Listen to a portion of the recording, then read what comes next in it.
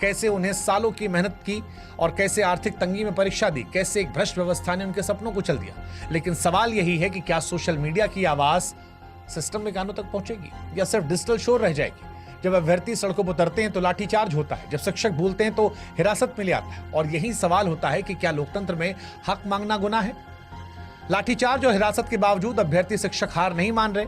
वो नारे लगा रहे कि जब जब युवा बोला सिंहासन डोला। ये नारा उनकी हिम्मत को दर्शाता है। वो जानते हैं कि लड़ाई सिर्फ उनकी नहीं बल्कि करोड़ों युवाओं की है जो सरकारी नौकरी के सपने देख रहे हैं। शिक्षक नीतू मैम कहती हैं कि सबको इन लोगों ने मार के भगाया, लेकिन ये हिंसा अभ्यर्थियों को हौसला नहीं तोड़ पाई। वो फिर एकत्रित हो रहे हैं, अपनी मांगों को दोहरा रहे हैं और व्यवस्था से जवाब मांग रहे हैं। यह आंदोलन अब सिर्फ एसएससी तक सीमित नहीं, रेलवे, बीपीएससी और अन्य भर्ती परीक्षाओं में व्याप्त भ्रष्टाचार के खिलाफ एक बड़ा जन आंदोलन बन गया है। एसएससी सीजीएल को लेकर उठे विरोध प्रदर्शन सिर्फ एक परीक्षा या परिणाम का मामला नहीं, ये भारत की भर्ती व्यवस्था में फैले उस गहरे रोग का लक्षण है जो लाखों युवाओं के सपनों को चल रहा, शिक्षकों की आवाज को खामोश कर रहा और भ्रष्टाचार को खुलेआम फलने फूलने दे रहा। जिस सिस्टम में पारदर्शी की जगह संदेह हो और सवाल पूछने पर लाठियां मिले, यकीन मानिए वो देश विश्व गुरु तो नहीं बन सकता जहां पर छात्र और शिक्षक एक साथ लाठियां खा रहे। उम्मीद है सरकार सिस्टम इस पर ध्यान देंगे। सरकार के पास दो रास्ते हैं, या तो छात्रों की आवाज सुने, शिक्षकों की बात माने, उनकी मांगों गंभीरता से लेकर उन संदिग्ध कंपनियों पर कार्रवाई करे, कार्यप्रणाली को बेहतर करे, पारदर्शिता और जवाबदेही सामने लाए,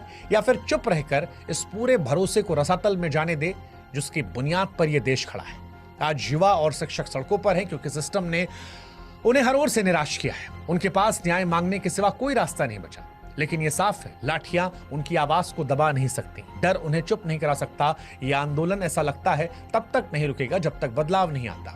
सरकार से हमारी भी गुजारिश है, इतिहास भी यही कहता है कि भारत के युवाओं ने जब भी अन्याय के खिलाफ आवाज उठाई तब तब सिंहासन हिल गया, पूरी व्यवस्था हिल गई। बेहतर है कि भारत के करोड़ों छात्रों की अलग अलग विषयों को लेकर चिंता जो है उसे अनसुना ना किया जाए, उसे सुना जाए।